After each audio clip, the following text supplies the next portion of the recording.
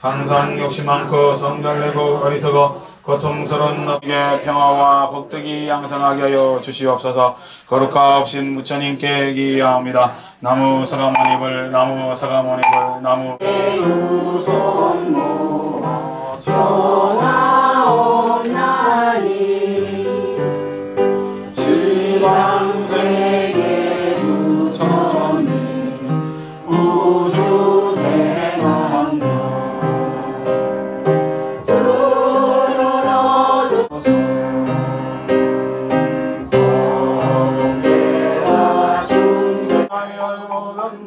공하여 난지도 멸하지도 않으며 더럽지도 갱년하지도 들지도 않느냐 그러므로 공가운데는 세계 영고주 주문이며 이 없는 주문이며 무엇하도 견딜 수 없는 주문이니 지지라여 망하지 않음을 알지 이라 이제 완야바라밀다들 말하기라 아제아제 바라제 바라중아제 무지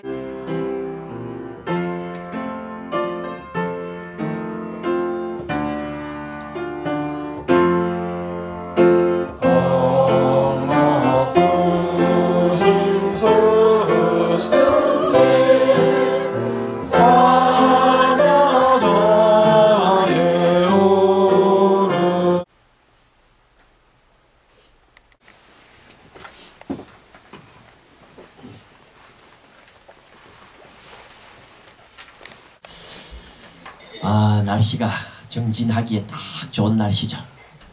오늘 우리 이야기의 궁극적인 주제도 이 정진하기 아마 그렇게 기결이 날 듯합니다.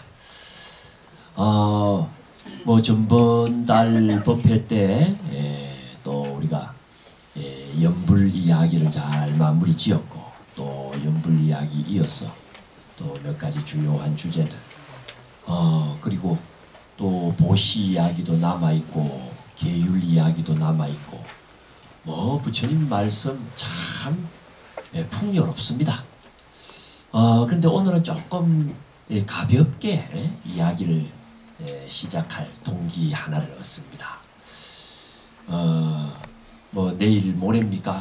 11월 11일 11월 11일이 뭔지 아세요? 여러분들도 아시네. 젊은 사람들이나 알 줄 알았더니 여러분들도 그 날의 명칭을 기억하시는구만.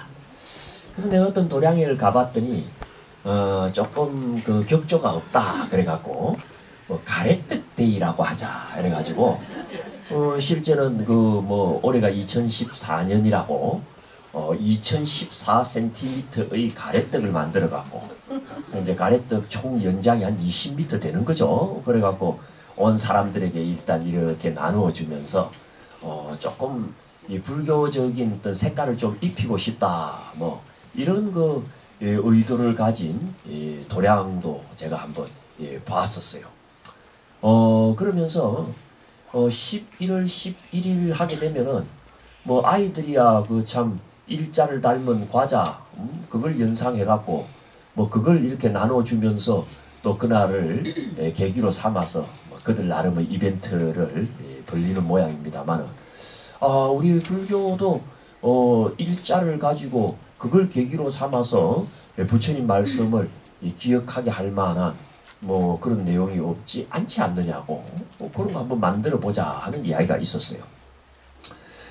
그 이야기를 들으니까 언뜻 생각이 나는 것이 부처님 말씀을 이렇게 편집하는 방침이 있는데 긴 길이는 긴 길이끼리 모아갖고 장부경전 이렇게도 부르고 중간 길이의 말씀은 중간 길이의 말씀끼리 모아놓고 이제 중부경전 이렇게 부르고 또 주제별로 상응하는 것들은 주제별로 상응하는 것들끼리 모아놓고 상응부경전 이렇게도 이제 부르면서 부처님 가르침이 갖고 있는 수적 특징에 입각해가지고 부처님 경전을 이렇게 모으는 그런 그 경전도 있습니다. 그걸 이제 정지부경전 그렇게 이야기를 하는데 뭐 예를 들어서 이제 4개의 법이 모여서 한 세트를 이루는 경우는 사법부에 집어넣습니다. 사제랄지 사념철할지 뭐 사정근이랄지 사신족이랄지 이런 것은 하나가 한 세트를 이루지는 못하고 4개가 모여야지 한 세트를 이루는 또 어떤 경우는 이제 6개가 모여서 한 세트를 이루는 경우도 있어요. 이제 육법부에 집어넣는데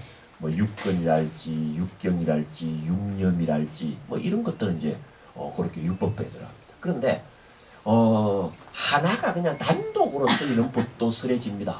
그래서 어울려서 세트를 이루지 못하고 뭐 자기 혼자만 이렇게 쓰이는 법도 있는지 그걸 이제 일법부에다가 다 모아놓습니다.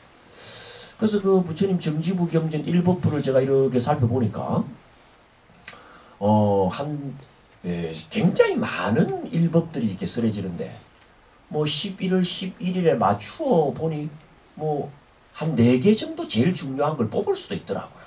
그래서 이제 그 일법부에 속해 있는 수많은 법들 중에서 가장 중요한 4개의 법을 한번 뽑아보자 하고 뽑아보니까 그게 그들끼리 또 나름대로 이렇게 어울림을 보여요. 그래서 그 이야기를 11월 11일 뭐 우리식으로 가래떡데이라고 하니 좀 그것도 생소합니다만 그날을 맞이해서 이야기를 하면은 또 여러분들 머릿속에 좀 기억이 좀 선명하게 되지 않을까 해서 또 그걸 계기로 잡아서 오늘 이야기를 조금 준비를 해봤어요.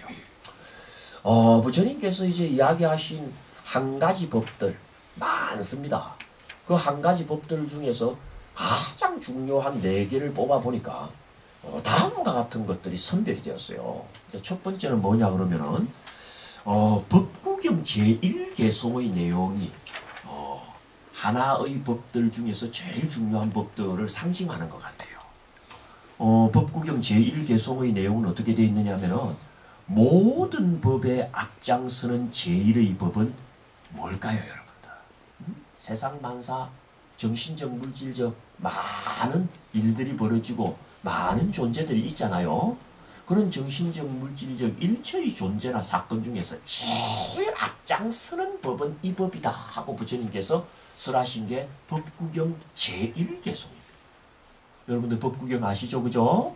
법구경은 모두 423개의 개송이 들어있어요. 발리 법구경을 하자면 그 중에 첫 번째 개송이 모든 법을 앞장서는 제1의 법은 바로 이것이다 하는 것을 합니다. 그게 뭐냐? 의지다 이렇게 나와 있어요.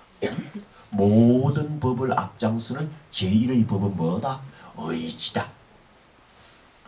그러니까 모든 법을 앞장서는 제1의 법이 의지이기 때문에 이게 이제 첫 번째 일에 해당이 되는 거예요.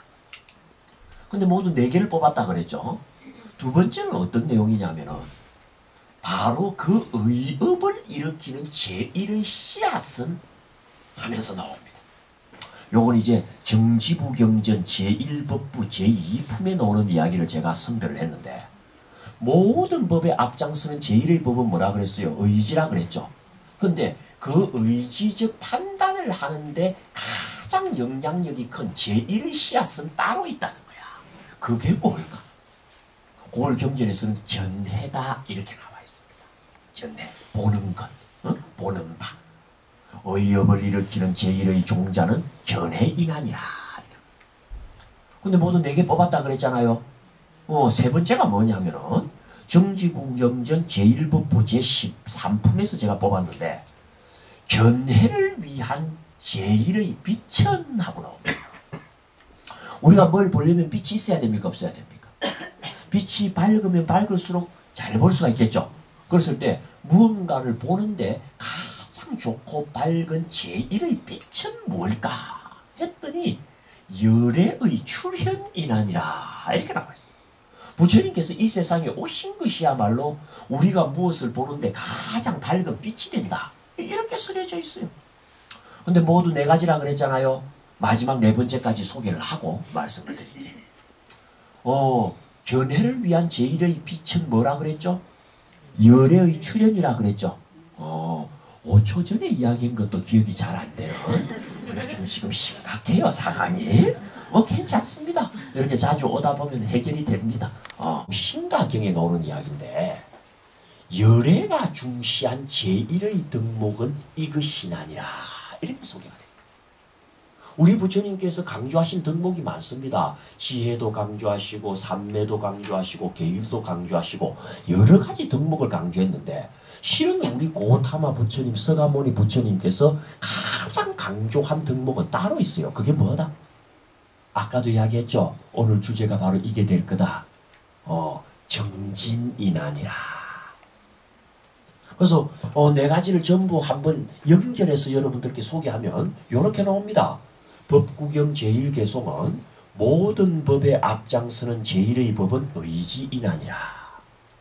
그 다음 정지부경전 제1법부 제2품은 의업을 일으키는 제1의 종자는 견해인하니라. 그 다음에 정지부경전 제1법부 제13품에는 견해를 위한 제1의 빛은 열애의 출현이나니라. 그리고 마지막 중부경전 제1권 32경은 부처님이 중시한 제1의 덕목은 뭐다? 정진인하니라. 어떻게 여러분들 그 네 가지 이렇게 쭉 연결시켜 드리니 뭐 들어보셨는데 뭐 별로 그렇게 흥미가 유발되거나 하지는 않으시죠? 부처님의 경전 말씀을 그냥 액면 그대로 들으면 다 별 재미없어 들립니다. 그런데 오늘 여러분들이 이 네 가지 부처님의 일법들 그야말로 11월 11일에 일자가 4번 들어가듯이 이 일법들 4가지를 연결해서 들어보시면은요. 세상살이를 도대체 어떻게 해야 되는가와 관련하여서 답이 그 안에 나와요. 우선 첫 번째, 만법을 앞장서는 제1의 법은 의지다 일어났죠. 요건 요즘 우리말로 하면은 세상살이는 마음먹기에 달려있다 이 말이야. 세상살이 어디에 달려있다? 마음먹기에. 그 다음에 두 번째가 뭐라 그랬어요? 의업을 일으키는 제1의 종자는 견해인하니라 그렇게 하겠죠. 요건 요즘 말로 하자면 마음먹기는 바로 보기에 달려있다 이 말입니다. 그리고 세 번째가 바른 견해를 위한 제1의 빛은 열의 출현이라 해놨죠. 요건 요즘 우리말로 바꾸면은 바로 보기는 스승의 도움에 달려있다 요런 말입니다. 그리고 맨 마지막이 뭐였어요? 열애가 가장 중시한 덕목은 정진이나니라 그랬죠. 이건 스승의 도움은 정진하기에 달려있다. 결국 결론이 뭡니까? 정진하기에 따라서 세상살이가 결정된다라는 결론이 나오는 거예요. 저는 그래서 경전의 그런 말씀을 이제 여러분들께 소개해드렸으니까 그 말씀을 요즘 우리가 쓰는 말로 바꾸어 가지고 설명을 드리려고 그래요. 요즘 우리가 쓰는 말로 바꾸면 어떻게 됩니까? 세상살이는 어디에 달려있다? 마음먹기에 달려있다. 마음먹기는 어디에 달려있다? 바로 보기에 달려있다. 바로 보기는 어디에 달려있다? 스승의 도움에 달려있다. 스승의 도움은 어디에 달려있다? 정진하기에 달려있다. 요즘 우리가 하는 말로 하니까 조금 더 알아듣게 되었죠. 조금 더 알아듣기는 알아듣게 되었는데 어떻습니까? 격은 좀 떨어지는 기분이 생기죠. 그래서 제가 처음부터 이 말을 안 하고 부처님 경전의 말씀을 그대로 소개한 거예요. 왜? 법회는 격조가 있어야 되니까. 그래요 안 그래요?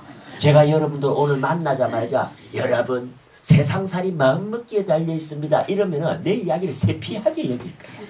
뭐 저런 이야기를 법회에 와서 하노? 이럴 거예요. 근데 세상살이가 마음먹기에 달려있다라고 하는 게 요새 우리식으로 표현해서 그럴 뿐이지 실은 우리 부처님께서 법구경이라는 그 중요한 경전의 첫 번째 개송으로 하신 말씀이 뭐다? 만법을 앞장서는 첫 번째 법은 의지인하니라 라고 표현하신 게 요즘 우리식으로 말하면 뭐다? 세상살이는 뭐에 달려있다? 마음먹기에 달려있다 이 말이라는 거예요. 그리고 오늘 우리가 살피는 4가지 이야기는 그 품격이 만만치 않다는 거 알겠죠? 다 부처님께서 하신 말씀을 막 우리가 좀 편하게 이야기하자고 제가 표현을 조금 바꾼 것이다. 그렇게 생각해야 되지. 처음부터 수준 낮은 이야기를 끌고 와갖고 우리하고 이야기하려고 한다. 요래 생각하면 됩니까? 안 됩니까? 안 된다는 걸 여러분들 알아야 돼. 여러분 세상살이 마음먹기에 달려있다. 이거 맞는 말입니다. 요게 다른 말로 일체유심조하기도 하는 거야. 일체유심조란 말도 들어봤죠? 일체는 마음이 지은 것일 뿐이 아니라 하는 것도 뭡니까? 세상살이 세상만사 마음먹기에 달려있다. 이 말하고 같은 말. 세상살이 마음먹기에 달려있다라고 하는 말은 여러분들 많이 들어보셨지만 실은 살면서 그 말 안 믿을 겁니다. 세상일 마음대로 되는 게 뭐이건데 이런 생각들 하고 산다고. 그렇습니까? 안 그렇습니까? 참 마음대로 안 되죠 세상사. 응? 돈이 아주 많은 억수로도 그럽디다. 참 돈은 많은데 마음대로 안 된다고. 여러분들 자식 키워봐도 자식 키우는 거 마음대로 됩니까? 안 됩니까? 안 되죠. 아닙니다. 자식 키우는 거 마음대로 됩니다. 오늘 이야기 잘 들어보면. 왜? 세상살이 마음먹기에 달려있습니다. 부처님은 세상살이가 마음먹기에 달려있다고 했는데도 불구하고 왜 우리는 마음먹은 대로 세상일이 안 풀렸던가? 오히려 꼬였던가? 이유가 있어요. 마음을 잘 먹을 줄 몰라서 그래. 무조건 마음 먹는다고 마음 먹은 대로 되나? 아닙니다. 마음을 잘 먹어야 마음 먹은 대로 돼. 알겠습니까 여러분들?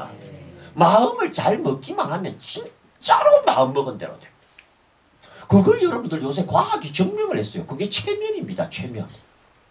여러분 최면 이야기 많이 들어봤죠? 아침에도 제가 보람의 법당에서 그 이야기를 예로 들어드렸는데 역시 예로 들만 하더라고. 최근에 제가 아주 유명한 그런 과학적 조사 프로를 하나를 봤어요. 봤더만은요, 그 프로를 진행하는 PD가 나와가지고 직접 최면의 시술에 동참을 하는데 어떤 최면을 그러냐 하면은 의자를 세 개를 이렇게 놔놓고 첫 번째 의자는 머리를 걸치고 가운데 의자에는 등을 걸치고 마지막 의자에는 발끝을 이렇게 걸치고 눕는 거야. 이제 최면술사가 나와갖고 뭐라고 하냐면, 자, 당신의 몸은 이제부터 바위처럼 단단하게 굳어서 움직이지 않습니다 하고 최면을 탁 걸었어. 그리고는 가운데 의자를 빼버린 거야. 그러면 뭐와 뭐가 걸려 있습니까 여러분들?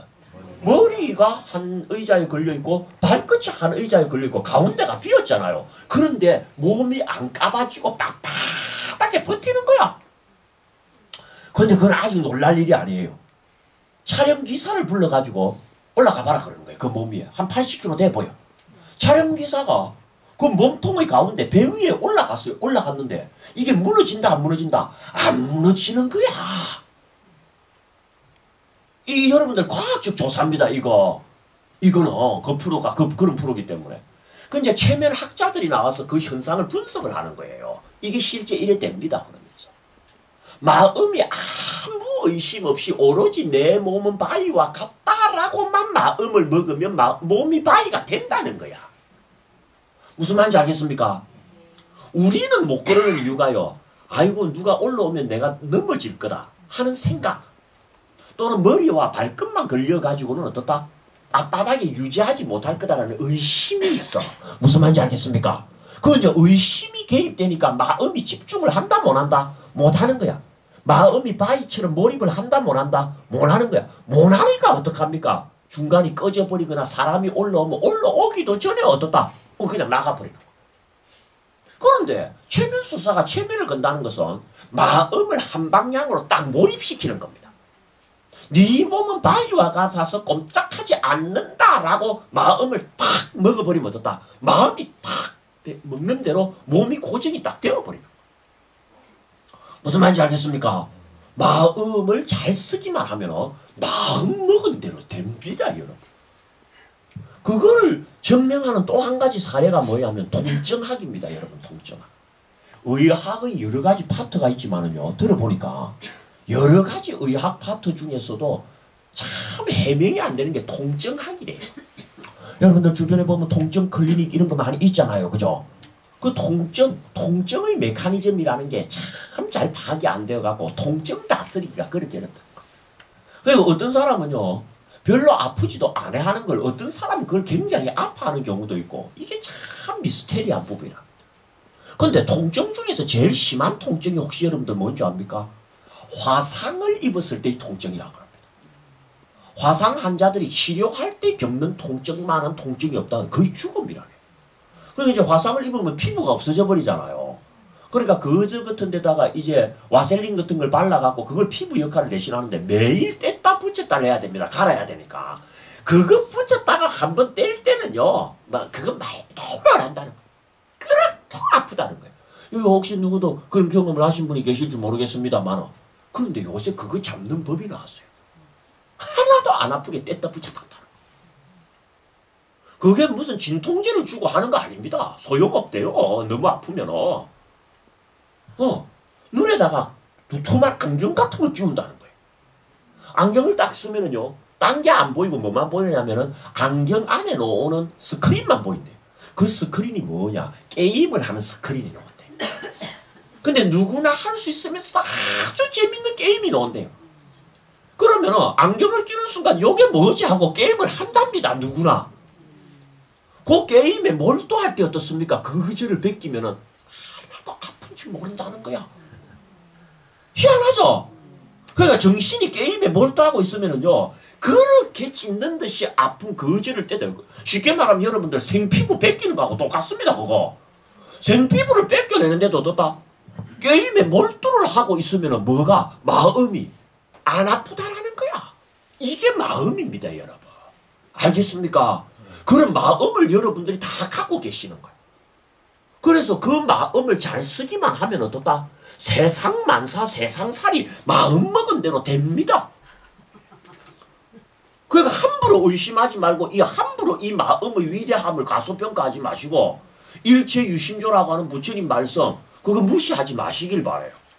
모든 법을 앞장서는 최선의 법은 그리고 제1의 법은 마음이 나니라 라고 하는 이야기. 이 이야기는 뭐다? 맞는 거야. 세상살이 뭐다? 마음 먹기에 달려있는 거야. 근데도 아까도 이야기했지만 마음을 잘 먹어야 된다 했어요? 아무렇게나 먹어도 된다 했어요? 잘 먹어야 돼. 그 마음 잘 먹기가 사실 쉽지가 않은 거야. 근데 그 마음을 잘 먹는 방법 간단하다라는 겁니다. 부처님은. 많이 바로 보기 또는 바로 많이 보기. 부처님만큼 마음을 잘 연구하신 분은 아마 안 계실 거예요. 그잖아요. 부처님께서 마음을 연구를 해보니까 세상살이가 마음 먹기에 달려있는데 그 마음이 마음을 먹을 때는요. 어디에 제일 영향을 있느냐? 본 것. 지가 본 것이 마음이 작정을 하는데 마음을 먹는데 가장 큰 영향을 준다는 걸 발견해요. 들은 거 사람 별로 신경 안 씁니다. 생각한 것도 별로 신경. 근데 지가 본 거는 거부를 못해. 내가 봤는데. 무슨 말인지 알겠습니까? 지가 본 거는 합니다, 여러분들. 그래서 여러분들 마음을 잘 먹으려면은 기를 쓰고 본 게 많아야 된다 그래요. 요건 요새 뇌과학자도 그런 이야기를 한 것이 있어서 내가 소개하려고 그래요. 일전에도 제가 여러분들 법회에 와가지고 김대머식이라고 하는 카이스트 이 교수 이야기를 한번 한 적이 있어요. 막스 플랑크 연구소에서 석사 박사를 끝내고 일본 이학연구소에서도 연구를 했고 이 보스턴대 미네소타 대학 같은 데서 15년 교수 생활하다가 우리나라 카이스트의 후학들을 가르치기 위해서 초청받아갖고 온 아주 유명한 세계적인 뇌과학 교수가 우리나라에 있어요. 이 사람에게요. 학생 교육에 대해서 기자가 질문을 했는데 뭐라고 한 줄 압니까? 학생들에게는 세 종류가 있다는 거예요. 하나는 상위 5%, 이 영재들입니다. 그 다음에 하위 5%, 그리고 가운데 90%. 여러분들 자식들은 그 세 부류 중에 어디에 속해요? 여러분들 우리 참 눈에 넣어도 안 아플 것 같은 자식들 잘 되기를 바라죠. 이 이야기 잘 들어두세요. 여러분들 자식이 앞으로 세상살이를 마음먹은 대로 술술 풀리는 세상을 살기를 바랍니까? 아니면은 이리저리 그냥 꼬이기를 바랍니까? 자식 새끼 미래의 삶이 꼬이기를 바라는 부모가 여기 어디에 있겠습니까? 그죠? 술술 풀리려면 마음 잘 먹어야 돼요. 그 아이들도. 마음을 잘 먹으려면 마음 잘 먹는 법이 뭐다? 바로 많이 보기에 달려있다라고 하는 부처님 말씀 오늘 잘 듣고 가셔야 됩니다. 그 김머식이 교수 이야기하고 왜 연결이 되느냐면은 이 사람이 뭐라 이야기하냐면은 상위 5%는 영재이기 때문에 교육을 받거나 안 받거나 이런 교육을 받거나 저런 교육을 받거나 얘들은 튀게 되어 있다라는 거예요. 무슨 말인지 알겠습니까? 그러니까 상위 5% 똑똑한 애들은요, 교육이 없니라는 의미에서 필요가 없대요. 자기가 볼 때는. 그리고 하위 5%도요, 교육이 필요가 없어. 그러면 별 효과가 없어요. 그러니까 교육은 누구를 위해서 교육을 하느냐 하면은 그 가운데 90%에 들어가는 대다수를 위해서 교육을 하는데, 그 가운데 아이들은 교육을 잘 시키면 교육의 효과에 의하여 상위 5%로 올라간다는 거야. 근데 교육을 못 시키면은 그 교육의 부적응을 통하여 하위 5%로 떨어져 버린다는 거. 그럼 어떻게 하면 그 아이들 교육을 잘 시키는 겁니까? 하니까 교육을 잘 시키는 가장 좋은 방법으로 내가 하나 추천하자면은 여행 딱 이야기합니다. 여행을 많이 보내라 그래. 정말 자기 자식이 앞으로 잘 되기를 바라면은 어떻게 해라? 세계 일주 여행을 지원해보세요 하는 말을 진지하게 그 김 교수가 이야기를 합니다. 그러면서 국가에 대해서도 부탁할 게 없냐니까 또 뭐라고 하는 줄 압니까? 대한민국 국민이라고 한다면 초중고등학교를 졸업하고 대학 들어가기 전에 의무적으로 1년간 세계 일주 여행 코스를 집어넣어갖고 전부 여행을 하고 오게 하면 이 나라 그 다음 나라 달라진다. 여행이 뭡니까? 보는 거거든. see sighting 그러잖아요. 보는 거야, 보는 거. 여행을 할 때 제일 보는 게 많습니다, 여러분들. 본 게 많은 아이일수록 마음 다스리기에 성공할 확률이 높아진다는 거야. 이 양반 이야기가. 그게 내가 학의 결론이라는 거야. 본 게 많을수록요, 정확한 판단을 내릴 확률이 높아진다는 거야. 그리고 일단 판단을 내리면은요, 그 판단이 아주 견고하다 그럽니다. 내가 봤는데 뭐. 내가 그거 봤는데 뭐. 나는 내 견해 안 받고. 무슨 말인지 알겠습니까?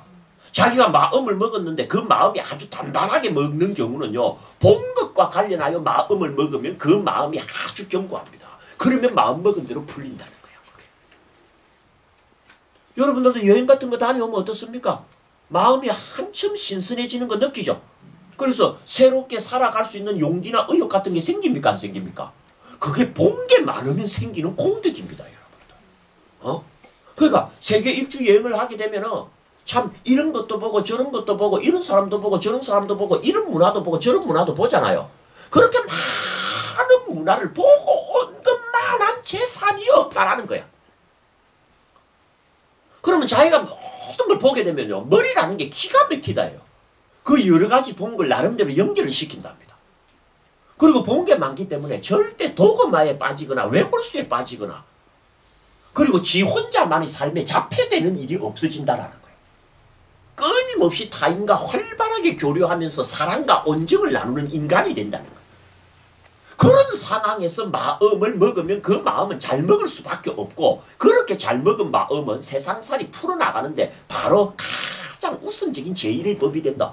그 양반이 그 이야기를 하는 걸 듣고 깜짝 놀랐어요. 많이 봐야 돼. 왜 부처님께서 뭐라 그랬습니까? 마음 먹기는 바로 보기에 달려있다라고 하는 이야기가 맞는 말씀. 근데 우리가 많이 보는 걸로 만족하면 안 되고 뭡니까? 자기가 본 걸 바로 봐야 되겠어요? 아니면 잘못 봐도 되겠어요? 바로 봐야 돼. 사실 어려운 대목이 뭐냐면은, 많이 보는 것도 어렵지만은 자기가 본 걸 바로 해석하는 거, 이게 이제 바로 보기인데 이게 또 쉽지가 않습니다. 그런데 오늘 여러분들, 나는 쉬운 방법을 다 찾아온 거야. 바로 보기를 쉽게 하는 방법이 있어요. 딱 하나면 끝납니다. 스승의 도움입니다. 아까 뭐라 그랬습니까? 바로 보기는 어디에 달려있다? 스승의 도움에 달려있다 이야기했죠? 세상살이 마음먹기에 달려있고, 마음먹기 바로 보기에 달려있고, 바로 보기 스승의 도움에 달려있고, 스승의 도움 정진하기에 달려있다. 야, 요거 외워두세요, 여러분들. 여러분들 세상살이를 보장할 뿐만 아니라 눈에 넣어도 안 아플 것 같던 내 새끼들 어떻습니까? 앞으로 멋지고 근사한 인생 살게 하려면 요 부처님 이야기, 요건 내 이야기가 아니고 부처님 이야기 속에서 뽑아온 거라 그랬죠? 요 이야기의 흐름을 아무쪼록 기억해 두십시오. 11월 11일을 기념하면서. 알겠습니까? 스승의 도움이라는 게 필요합니다. 지가 아무리 봐도 뭔 말인지 모르고, 지가 아무리 봐도 무슨 소리인지 모르고 무슨 소식인지 모르는 것도 훌륭한 스승 한마디면 보입니다, 여러분. 그렇습니까? 안 그렇습니까? 그럽니다, 여러분들. 저는 제가 체험이 있어서 그렇습니다. 내가 오전에 우리 보람의 법당에서 그 이야기를 했습니다만, 저는 여러분들, 여러분들은 저를 좀 세피하게 여기는 경향이 있다는 거 알지만, 제가 우리나라 나이로 30살부터 대학 강단에 있어서 강의를 했어요. 무슨 강의했습니까? 불교 강의했어요. 불교가 이런 겁니다. 불교는 이런 겁니다 하면서 아주 자신있게 우리나라 나이로 겨우 30살 때부터 대학 강단에서 학생들 앞에서 자신있게 이야기를 했다니까. 그럼 제가 불교 공부를 언제부터 시작했냐면 20살부터 시작을 했어요. 그러니까 10년 딱 공부하고 어떻습니까? 불교가 이런 거요, 불교가 저런 거요 하고 큰 소리 치고 다녔다니까. 그게 여러분들 뒤집어 생각하면 참 이해가 안 되는 대목이 있어요. 왜? 옛날부터 우리 선배들이 이야기하실 때 뭐라고 이야기했냐면요. 불교 공부를 한 50년 익어야지 답이 나온다 그랬어요. 그러니까 20살부터 불교 공부를 시작하면 언제쯤 돼야지 불교가 뭔가 이야기해도 문제가 안 생긴다? 70은 돼야 된다고 그랬어요. 그럼 20살부터 공부를 해가고 70은 돼야 불교가 이런 겁니다. 불교가 저런 겁니다. 이야기해도 되는데 이건 20살부터 공부한 지 겨우 10년 공부해놓고 불교가 이런 겁니다. 불교가 저런 겁니다. 그런데 불교가 뭔지 물어본다. 사람들이. 불교란 참 방대하고 심오한 종교거든요. 그래도 저한테 물어보십시오. 물어보는 대로 답합니다.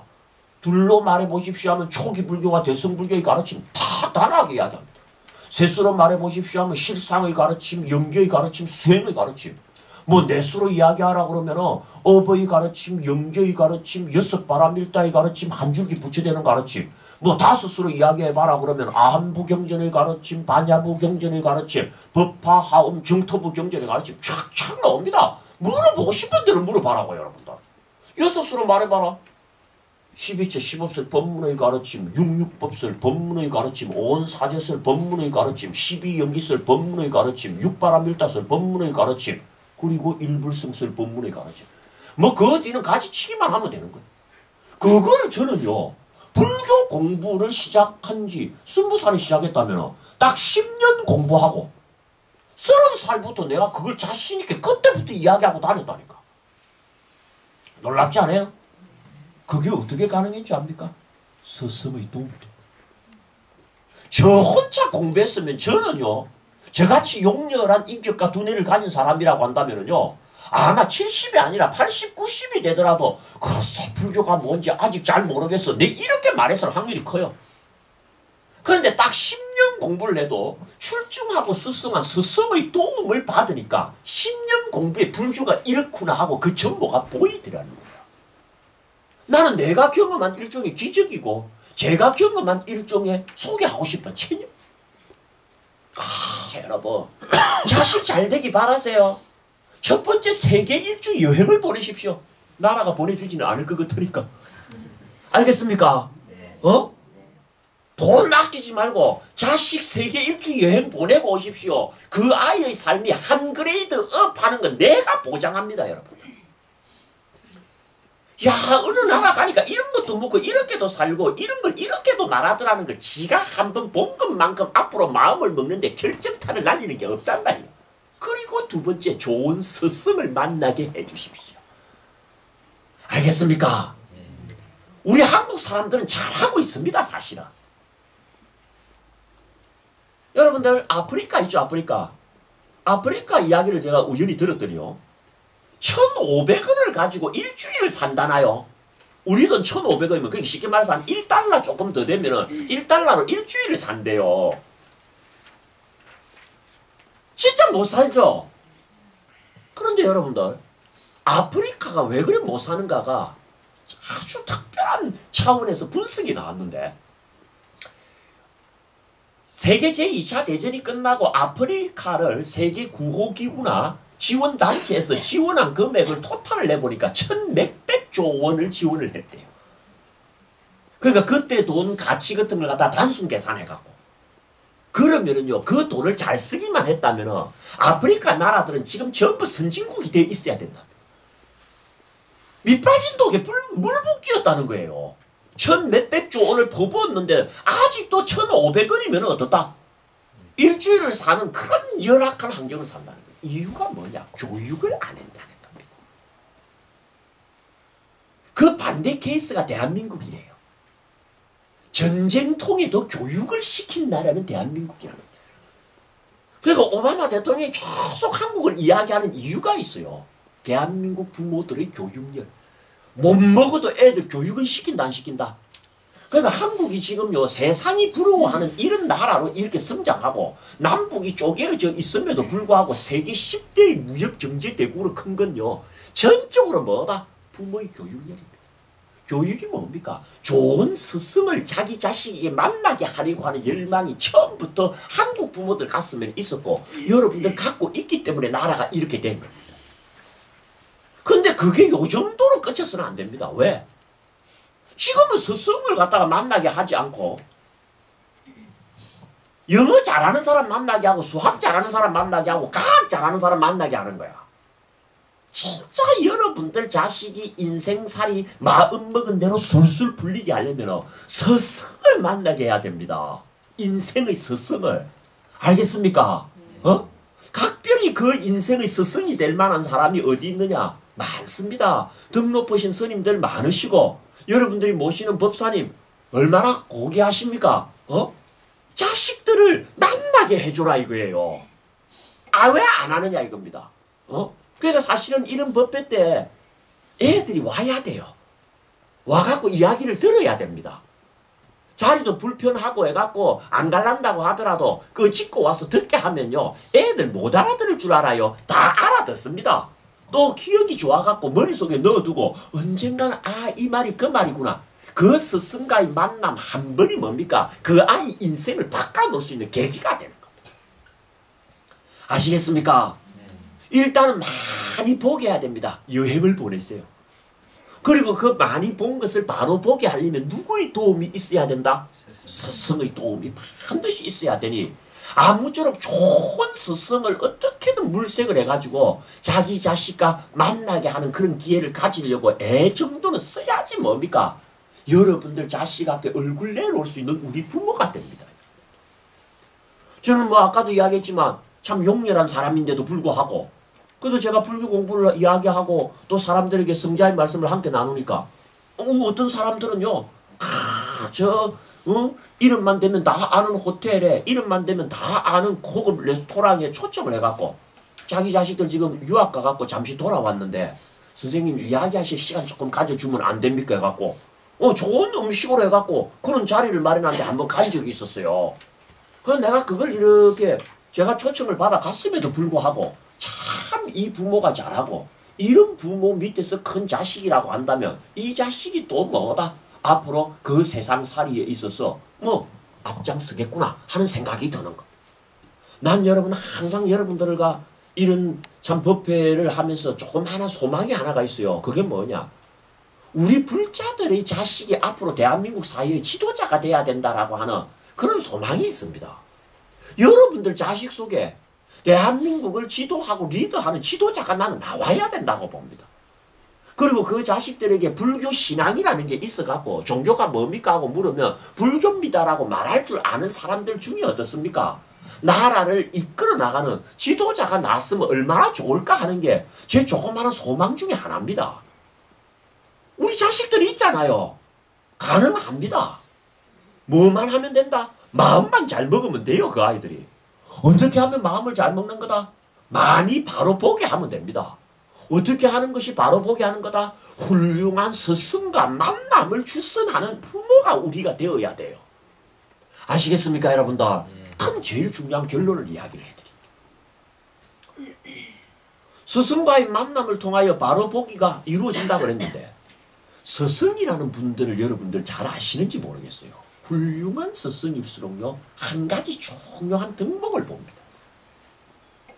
제자를 만났다 아니면은 이야기를 전수해줘야 될 누군가를 만났다 할 때에 소위 말하는 그가 터득한 그런 어떤 비방을 아무한테나 이야기 안 합니다. 수준이 높은 스승일수록. 그렇겠습니까? 안 그렇겠습니까? 이거 이야기해줘도 될 만한 사람인가 아닌가 보겠습니까? 안 보겠습니까? 본다 이거야. 그러면 누구한테 자기의 그 참 심중에 넣어둔 보배와 같은 소식을 전할 것 같아요. 머리 좋은 놈 아닙니다. 돈 많은 놈 아닙니다. 노밀해서 죄송합니다만. 어? 얼굴 잘생긴 친구 아닙니다, 여러분. 스승이 제자를 뽑을 때에 제일 첫 번째 덕목으로 삼는 것은 정진입니다. 게으른 자에게는 절대 전하지 않아요. 좀 모자라고 못나 보여도 어떻다? 부지런하면 전합니다. 알겠습니까?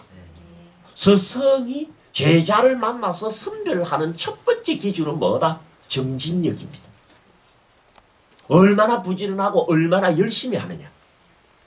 그러니까 여러분들 좋은 스승을 제자, 여러분들의 자제분들에게 만나게 했다고 하더라도 그 자제분들이 그 스승을 통하여 진정 크나큰 소식을 얻는 주인공이 되려면 그 아이가 게으른 아이가 되면 된다 안 된다? 안 됩니다. 무슨 이야기인지 알겠죠? 그러니까 오늘 세 가지 이야기 한 셈 됩니다. 전체적인 명제는 뭡니까? 마음먹기에 달려서 세상살이 술술 풀 수 있답니다. 그러나 그렇게 하기 위해서는 뭐다? 많이 봐야 되니까 여행을 보내고, 두 번째는 바로 봐야 되니까 스승의 도움이 필요하고, 세 번째는 뭐다? 스승의 도움을 받으려면 부지런한 아이가 되도록 여러분들께서 손을 봐줘야 된다는 거. 어떻게 여러분들 자제분들은 부지런합니까? 오늘 일요일이라고 아직도 안 일나가고 이불 속에 들어있는 자제분들, 그 미래를 기대하지 마십시오. 조만간에 하위 5%로 떨어질 애들이. 알겠습니까? 내가 지금은 인터넷, 저거 뭡니까? 핸드폰 쓰는 거 허약할 테니까 지금 당장 전화 걸어가고 일 밝히세요, 여러분들. 그러나 여러분들 자식이 부지런하다 그러면 머리가 조금 늦고 생긴 게 조금 모자란다고 하더라도 아무 걱정하지 마십시오. 부지런하다면은 그 아이는 지 인생, 지 마음먹은 대로 술술 풀어갈 아이입니다. 우리 부처님께서 내세운 덕목 중에 최고의 덕목은 뭐다? 정진력이야. 정진학이야. 그래서 스승의 도움은 무엇에 달려있다? 정진학에 달려있다. 그래서 제가 그 일자 4개를 뽑으면서 4가지 중요한 부처님 말씀을 연결시켜 보고 나니까 이거 진짜 세상 사람들한테 이야기를 해줘야 되겠다는 내용이 되더라고. 여러분들도 어떻게 그거 느껴집니까? 안 느껴집니까? 우리 새끼들 잘 돼야 돼요? 안 돼야 돼요? 잘 돼야 되잖아요. 잘 되게 하는 방법이 멀리 있지 않더라는 거야. 여행 보내세요. 좋은 스승 만나게 하세요. 그리고 최소한 부지런한 인간으로만 만들어주세요. 그 아이 미래는 쫙 열리는 겁니다. 뜻한 대로 술술 풀리는 거예요. 우리는 이렇게 살고 간다고 하더라도 우리 새끼는 그렇게 술술 풀리는 세상 살게 해줘야 될 거 아닙니까? 그게 재산 물려주는 게 아니라니까. 그게 입으로 그랬으면 좋겠다라고 말하는 것만 갖고 안 된다니까. 그러면 여러분들 제일 중요한 게 결국 뭡니까? 부지런해야 된다죠. 정진해야 된다죠. 부지런하다는 게 뭔지 아십니까? 부처님은 정진을 아주 간단하게 설명하십니다. 정진이란, 잘 들으세요, 핑계를 대지 않고 할 일을 하는 것. 게으른 건 뭐냐? 장애를 핑계 삼아 할 일을 하지 않는 것. 우리 세상살이 하다 보면 이런저런 장애가 생깁니까? 안 생깁니까? 생기죠. 자, 게으른 자와 정진하는 자는 장애가 생겼을 때 딱 나뉩니다. 장애가 생겼을 때 그 장애를 핑계 삼아갖고 할 일을 안 해버리면 게으른 자가 돼. 그냥 아직도 이불 속에 들어 누워 있는 것은 게으르다라는 말도 할 필요가 없습니다. 그게 인간이야, 지금. 우리가 게으르다라고 하는 건요, 그냥 그런 걸 보고 이야기하는 게 아니고, 장애가 발생했을 때 그 장애를 뭐다? 핑계 삼아서 할 일을 안 해버리는 걸 부처님은 뭐다? 게으르다. 근데 부지런한 사람은 어떤 사람을 보고 부지런하다 그런다? 장애가 생겼을 때 오히려 그 장애를 계기나 동기로 삼아서 더 열심히 할 일을 하려고 하면 너 가르칠만 하다. 이래 되는 거야. 딱 그 포인트를 여러분들이 잡아야 됩니다. 그래서 실제 경전 속에서 부처님께서 어떻게 가르치시느냐? 예를 하나 들어요. 장애죠. 자, 게으른 자는 어떻게 하느냐? 오늘은 밥을 못 먹어서 배가 고프니 힘이 없다. 쉬자. 이런 이야기 하는 게 없지. 그럴 수 있어요, 없어요? 우리 충분히 그럴 수 있죠? 그런데 정진하는 자는 어떻게 한다? 오늘은 밥을 먹지 않아서 몸이 가볍구나. 공부하자. 이러면 정진하는 사람이라고 경전에 나온단 말이에요. 병이 들어서 아파. 그러면 게으른 자는 어떻게 한다? 오늘 병이 들어서 몸이 아프니까 쉬자. 이런 게으른 자. 근데 정진하는 자는 그래도 병이 이만큼 들어가지고 아직은 할만하네. 더 아프기 전에 못한 공부 다 해놓고 아프자 하고 공부를 하면 그게 뭐다? 정진하는 자라고 그러는 거야. 가만히 생각해보니까 정진하기가 마음먹기죠. 그죠? 장애를 당했을 때 어떻게 마음 먹느냐에 따라서 정진하는 자와 정진하지 않는 자가 결정이 되는 거야. 마음을 잘 먹으면 세상살이 술술 풀리는 것은 정진하는 자가 되니까 스승의 도움을 받고 스승의 도움을 받으니까 본 것마저 바로 봅니다. 세상사 이치가 훤해집니다. 그러면 마음을 잘 먹겠어요? 잘 못 먹겠어요? 잘 먹게 돼 있어. 그런 사람에게 세상이 안 풀리지는 않는다라는 겁니다. 알겠습니까 여러분? 네. 오늘은 11월 9일이고 이틀만 지나면 뭡니까? 11월 11일입니다. 괜히 이상한 과자 주고받고 하지 마시고 일자가 4번 겹치죠? 부처님께서 제1의 법문 4번 쓰란 걸 연결하면 어떻게 된다? 세상살이 마음먹기에 달려있다가 첫 번째 일이요. 두 번째 일이 뭡니까? 마음먹기는 바로 보기에 달려있다가 두 번째 일이요. 세 번째 일은 뭡니까? 바로 보기는 스승의 도움에 달려있다가 세 번째 일이요. 마지막 4번째 가장 중요한 일은 뭡니까? 스승의 도움은 정진하기에 달려있다. 그리고 정진이라는 게 딴 게 아니죠. 장애를 만났을 때 그 장애를 핑계대지 않고 할 일을 하면 정진하고. 알겠습니까? 오늘도 여러분들 아침에 나오는데 이런저런 장애가 없지 않아 있으셨죠? 그런데도 불구하고 내가 그래도 법당에 가서 부처님 모시는데 소홀함이 없는 게 오늘 내 일이다 하고 여러분들 나오셨죠? 그러면 여러분들은 다 뭐다? 정진종사들인 거야. 여러분들은 오늘 정진하셨다 안 하셨다? 하시니까 어떻습니까? 뭐 별 볼 없지만 저 같은 사람이라도 만납니까 안 만납니까? 만나잖아. 그래가 이야기를 들어보니까 그래도 세상을 보는 이치 하나가 흔하게 밝아집니까 안 밝아집니까? 눈에 보이잖아요. 그러면 그걸 가지고 뭔가를 판단할 때 그 마음 먹기가 훨씬 더 잘 먹어질 거야. 그죠? 그러면은 그만큼 여러분 인생은 풀리는 거야. 축하합니다 여러분들. 축하해.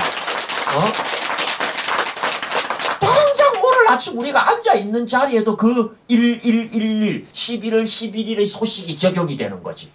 아시겠죠? 요번 11월 11일 딱 되면 이틀 뒤입니다. 내가 보건데 이틀은 기억이 간다고 내가 참 기대를 하고 싶어요. 일주일은 못 가지만 내일 모레 11월 11일 그 과자 부스러기 들고 이 친구 저 친구 돌아다닐 때 여러분들은 어떻다? 첫 번째 일은 세상살이는 마음먹은 대로 된다. 두 번째 일은 마음 먹기는 바로 보기에 달려있고 바로 보기는 스승의 도움에 달려있고 스승의 도움은 정진하기에 달려있다. 한번 이렇게 외운다면 여러분 인생도 담보할 수 있을 뿐만 아니라 얼마나 이쁘고 얼마나 소중합니까 우리 새끼들. 그래요 안 그래요? 이놈들 잘 커야 됩니까 안 커야 됩니까? 잘 커야 돼. 또 여기 또 나름대로 여건이 이렇게 잘 바로 볼 수 있도록 그렇게까지 노력을 기울여주고 그리고 뭐 대개 그런 아이들은 부지런하지만 혹여나 게으름을 피울 수 있는 소지가 있지는 않나.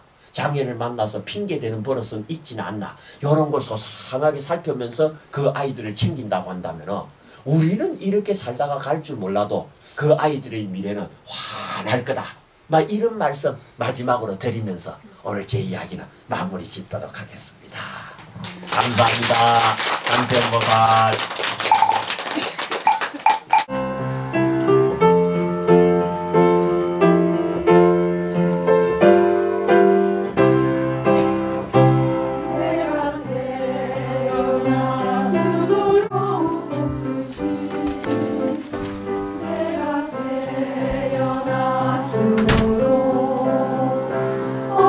어두운 나라를 저